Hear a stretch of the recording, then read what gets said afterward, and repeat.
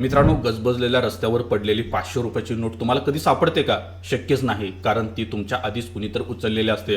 अर्थशास्त्रातील काही मोठे तज्ज्ञ म्हणतात की आपला शेअर बाजार ही अगदी असाच आहे. बाजारात कोणतीही स्वस्त किंवा लपलेली संधी नसते, कारण ती तुमच्या आधीच मोठ्या ऑपरेटरने शोधलेली असते.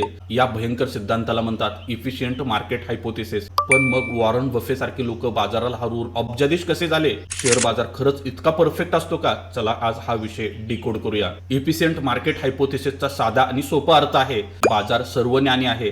हा सिद्धांत सांगतो की बाजारात उपलब्ध असलेली प्रत्येक बातमी, कंपनीचा नफा किंवा घोटाळा हे सगळं आधीच त्या शेअरच्या भावात लपलेलं असतं. समजा उद्या एखाद्या कंपनीचा चांगला रिझल्ट येणार आहे, तुम्हाला वाटतं तुम्ही ती बातमी न्यूज चॅनलवर बघून शेअर घ्याल आणि पैसे कमवाल. अजिबात नाही.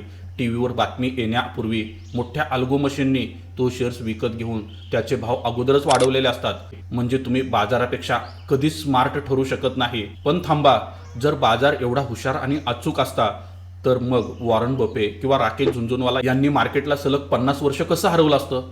आणि सगळ्यात महत्त्वाचा पुरावा म्हणजे मार्केट बबल. जर सगळ्यांना शेअर्सचे भाव नेहमी योग्य असतात असं वाटतंय, मग एका रात्रीत 17 कंपन्यांचे शेअर्स 10 रुपयावरून 1000 रुपयावर कसे जातात आणि परत कसे कोसळतात?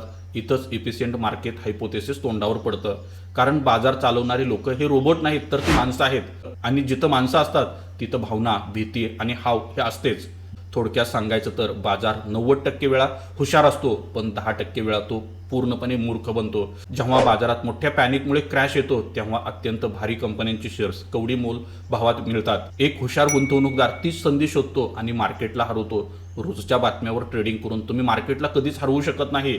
त्यासाठी तुम्हाला मार्केटची ही वेडेपणाची वेळ ओळखावी लागते. थोडक्यात सांगायचं तर बाजाराच्या हुशारीशी स्पर्धा करू नका, त्यांच्या चुकांचा फायदा घ्या. आणि आजची माहिती आवडली असेल तर लगेच आपल्या YouTube चॅनलला सबस्क्राइब करा. Investments in securities market are subject to market risks. Read all the related documents carefully before investing.